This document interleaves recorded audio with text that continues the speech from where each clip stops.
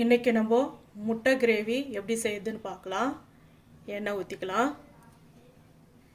வெங்காயம் சேர்த்துக்கலாம், பட்டை லவங்கம் சோம்பு பொடி பண்ணது சேர்த்துக்கலாம், அரைச்ச 2 தக்காளி சேர்த்துக்கலாம், இஞ்சி பூண்டு பேஸ்ட்டு சேர்த்துக்கலாம், உப்பு சேர்த்துக்கலாம், மிளகாய் தூள் சேர்த்துக்கலாம், மஞ்சள் தூள் சேர்த்துக்கலாம், மிக்ஸி ஜார் கழுவுன தண்ணி சேர்த்துக்கலாம், நல்லா கொதிக்க வைக்கலாம்.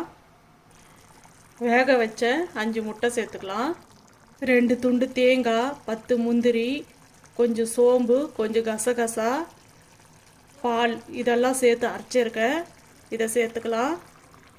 கஸ்தூரி மேத்தி கசக்கி சேர்த்துக்கலாம்.